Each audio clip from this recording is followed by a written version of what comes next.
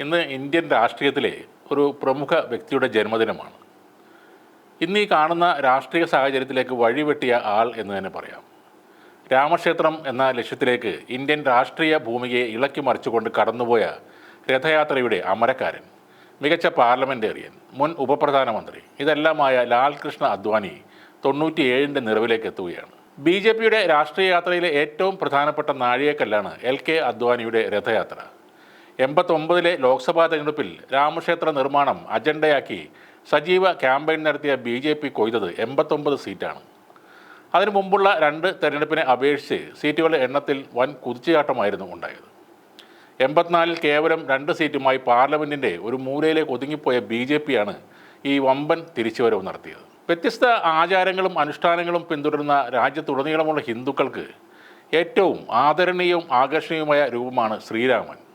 ഇത് നന്നായി മനസ്സിലാക്കിയ BJP രാമക്ഷേത്രത്തിൽ സൃഷ്ടിക്കാൻ കഴിയുന്ന ഒരു രാഷ്ട്രീയ അവസരത്തിനായി ഒരുങ്ങി. രാമജന്മഭൂമിയെക്കുറിച്ച് ജനങ്ങളിൽ അവബോധമുണ്ടാക്കാനായി 1990 സെപ്റ്റംബറിൽ രഥയാത്ര ആരംഭിക്കാൻ അദ്വാനി തീരുമാനിച്ചു. അതുവരെ വിശ്വ ഹിന്ദു പരിഷത്താണ് രാം ജന്മഭൂമി പ്രസ്ഥാനത്തെക്കുറിച്ച് പ്രധാനമായും പ്രചരണം നടത്തിയിരുന്നത്.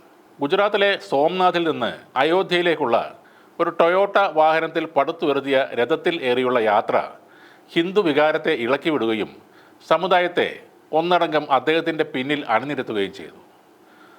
അദ്വാനിക്ക് ഒരു വിശുദ്ധൻ്റെയും രക്ഷകൻ്റെയും പ്രതിച്ഛായ കൈവന്നു. 1992 ഡിസംബറിലെ സംഭവങ്ങളിലേക്കായിരുന്നു ആ രഥയാത്ര വഴിതെളിച്ചത്.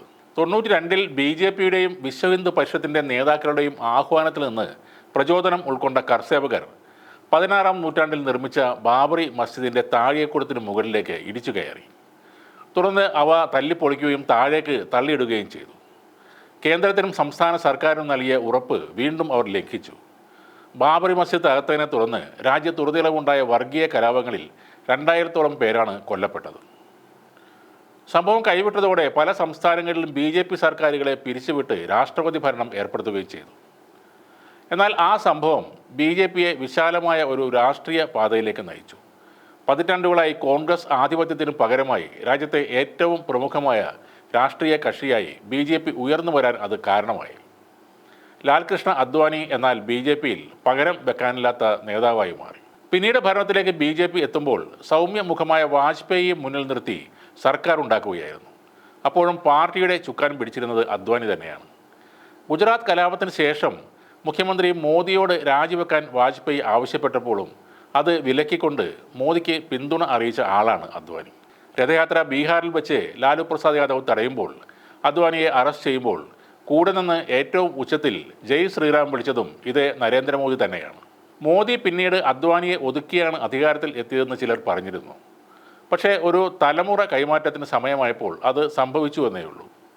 രാമക്ഷേത്രം എന്ന ആശയം ഉയർത്തിപ്പിടിച്ച് രാജ്യത്തെ പ്രകമ്പനം കൊള്ളിച്ച് നടത്തിയ രഥയാത്രയിലൂടെ ഒരു പാർട്ടിക്ക് പുതുജീവൻ നൽകിയ ആളാണ് അദ്വാനി. ഇന്ന് BJP വർഷങ്ങളായി ഇന്ത്യ ഭരിക്കുന്നുണ്ടെങ്കിൽ അതിന് അടിത്തറ പാകിയ ആളാണ് ലാൽകൃഷ്ണ അദ്വാനി.